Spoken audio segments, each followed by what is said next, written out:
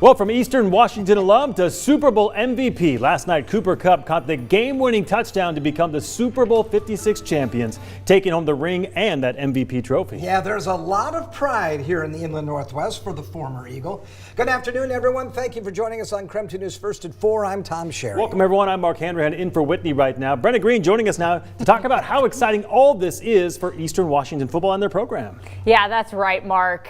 Eastern Washington is celebrating Kupp's big win with this billboard for the NFL champ, and today the Eastern Washington football team celebrated in a way that Cooper would have wanted them to, and that means they had a 5 a.m. practice, ladies and gentlemen. The whole state is feeling the pride since receiving the Super Bowl MVP title. Cooper has been recognized by Governor Jay Inslee and celebrated on his collegiate red turf at Eastern Washington University. Through countless interviews, Cooper Kupp has always made it a point to remind those watching of where he comes from. Those who used to play with Cooper back when he was a student noticed his determined work ethic the minute he stepped on the field. One of his former teammates says based on what he's seen from Cooper through his professional career, he knows that drive never left him. Now, he says watching his former teammate take the field at SoFi Stadium was an exciting feeling. He says when he watched Cooper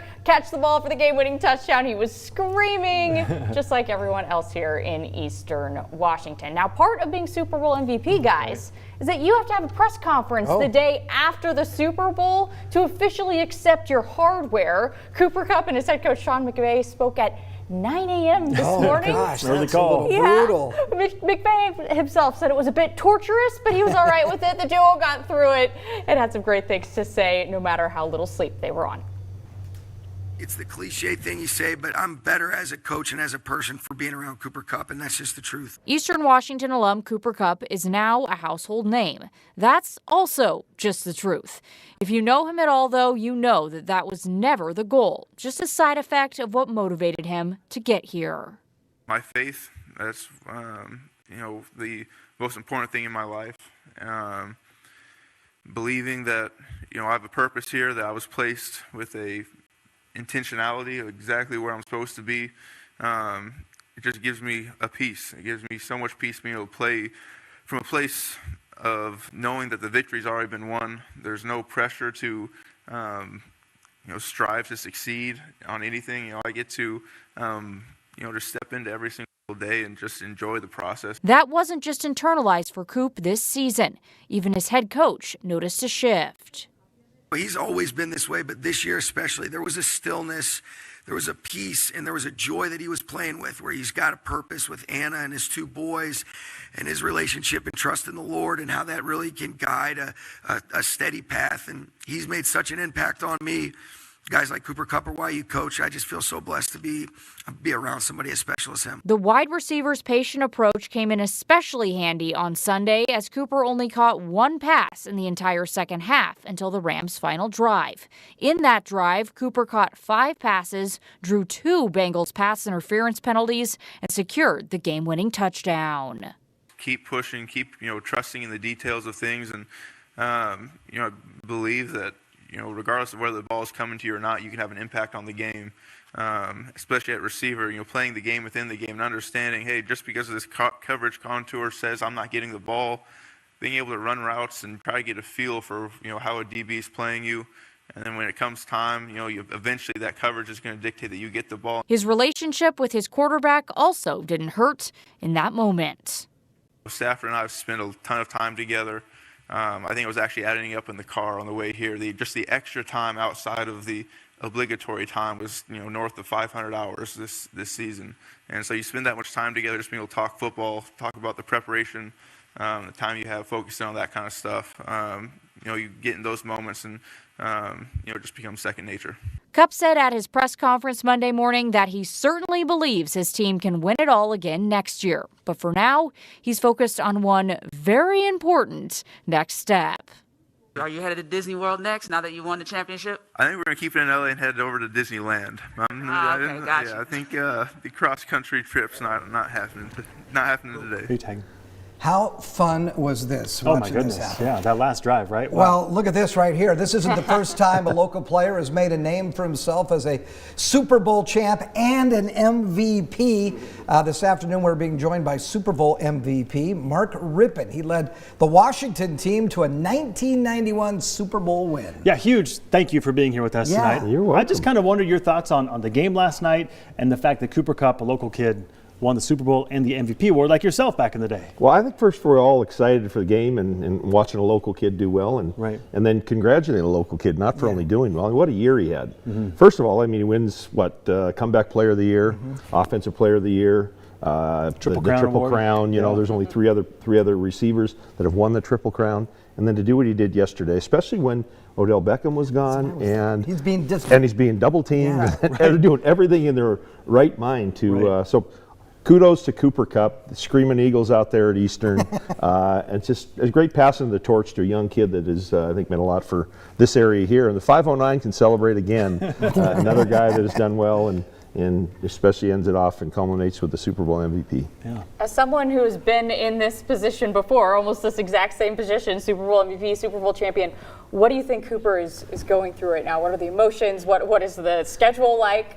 Well, just listening to you guys earlier, getting up at 5 or 9 in the morning after a Super Bowl, you know, to celebrate with his family probably last night and all his wonderful. There, well, yeah, it was a spiral too. Look at that. that was the shocker of the whole deal. Right. And look at it, a couple pounds ago too. I don't know about that. Oh, man. I'm just curious about if you'd be able to give us some insight. How did your life change after winning a Super Bowl and getting the MVP award?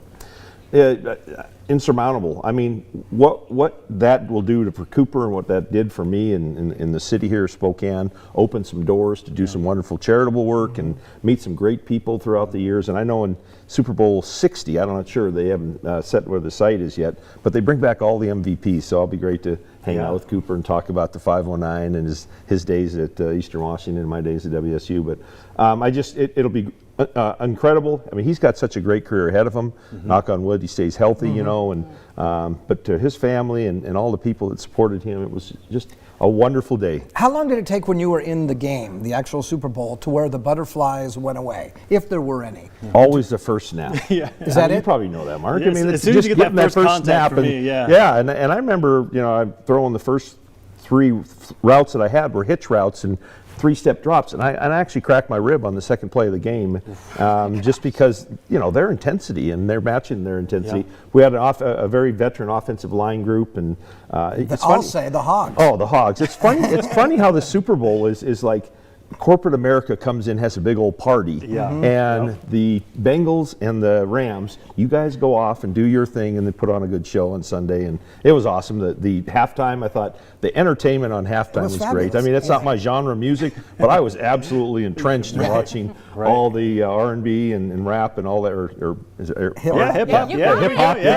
totally rap and all that. Hey, welcome to my world. It was great. I was entertained. I thought it was just the whole show, and it started out really quick and fast. In the middle of the game, kind of there's some lulls in it, you know, and there's some injuries, and then the way it ended, and basically Stafford and Cooper Kupp willing the Rams. Oh my gosh! I had one last question for you. What would it be like, or what was it like for you as a quarterback to have a receiver like Cooper Kupp, or did you ever have a receiver like Cooper Kupp where you could just throw it up and you knew he was going to get it? I had 3 of them.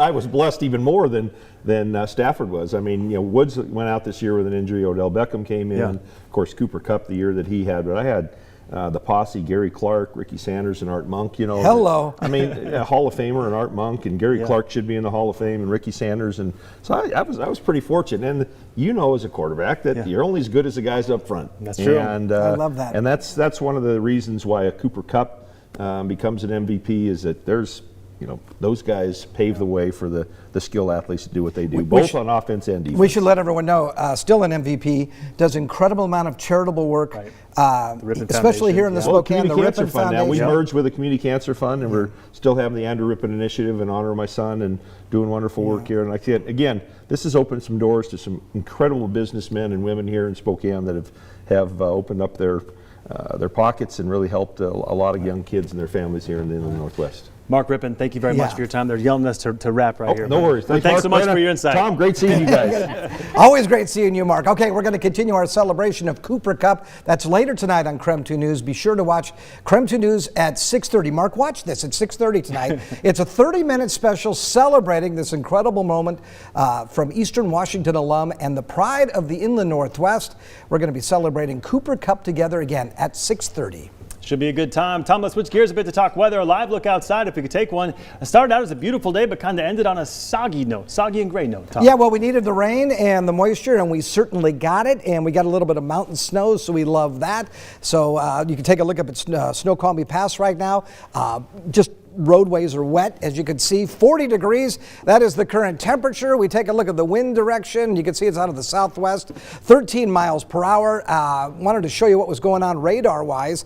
And there you can see a little bit of snow across areas of North Idaho, north central Washington, as well as into western Montana. Here's a look at your day planner forecast. Look for an overnight low of 29 degrees. And then we'll look for partly cloudy skies tomorrow and a high of 41. So it should be great. And then I always look ahead to the weekend because that's the only thing that gets me through a Monday. So 47 expected on Saturday. We'll look for a chance of some showers Saturday, better chance of rain and snow showers on Sunday, and then a daytime high of 43 degrees. How cool was that, Mark? Oh, my goodness. How often do you get to sit next to a Super Bowl MVP, right? Nice guy. And he does. He downplays what he does. Incredible amount of charitable work. Absolutely. Appreciate having him on. Also going to love having some new snow finally up in the mountains, Yes, right? me too. Oh, all right, in other news this evening, if you rely on Thor and Freya to get up and down the South Hill, a lot of folks do, new repairs to the roads might make your commute more difficult. The details when we come back after the break.